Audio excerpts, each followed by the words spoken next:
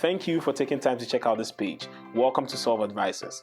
We specialize in helping small businesses grow through strategy and aggressive marketing. Well, through this video, we'd love to show you how we've scaled multiple companies to 6 and 7 figure revenues through our secret sauce, which is the target market approach.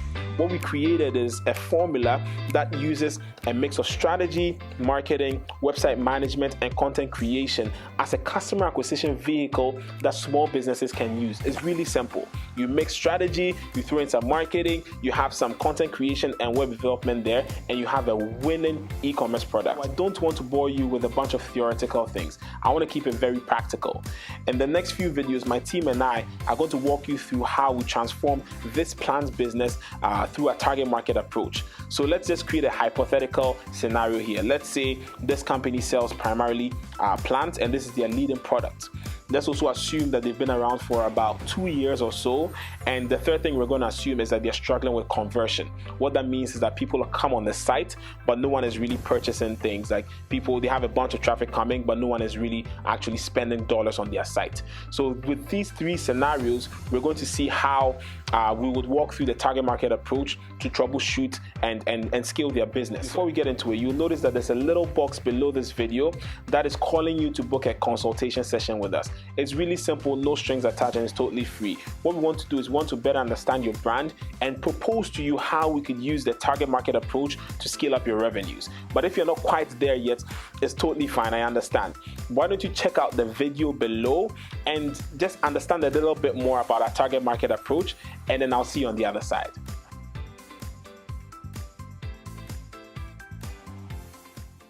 Hey, it's Nimalan, and let's look at the first stage of our target market approach. Now at this stage, we want to clearly understand the strategy to solve this conversion rate problem for this business. So the first step I would look at is to understand what is the value proposition for this product. Now clearly, there's aesthetic value in this plant. And additionally, since it's plastic, potentially you have an unlimited shelf life. I'm sure that you can come up with more value propositions, but the message in this step is to have a cumulative list of features that you want to communicate to your clients.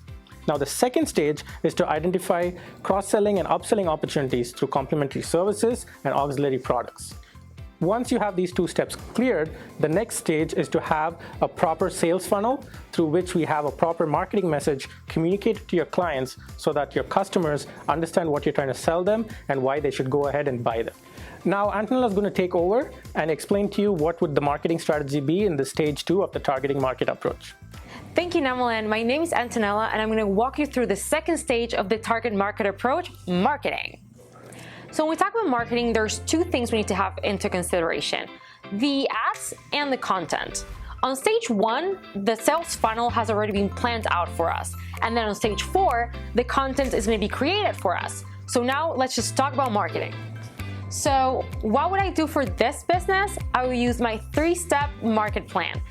How does it start? First step, identifying the target market. Now, how would I do that? I would create 5 different personas that are completely different from each other and that we can sell this product to.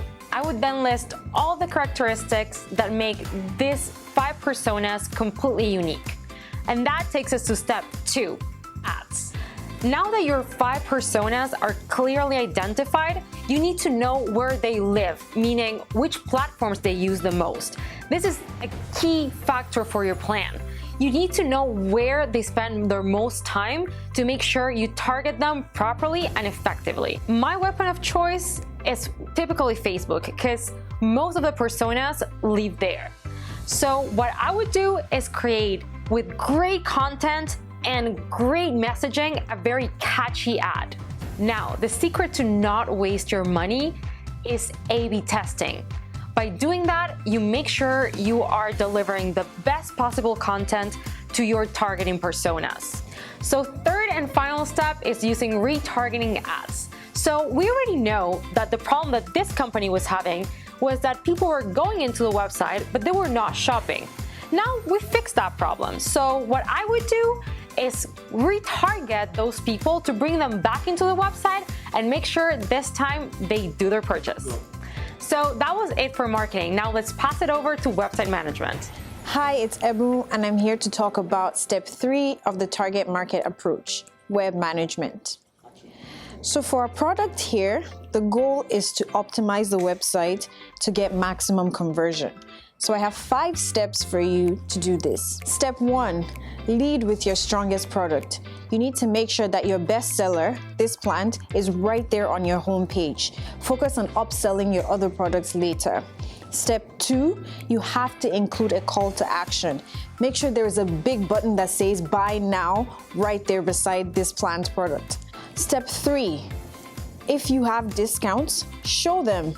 Make use of a banner on the home page right at the top or eye-catching elements like a red sticker. A trick here is you can include the sale price beside the original price. That way people feel like they're getting the value for their money. Step 4, give your customers all the information or most of the information they need right there and then.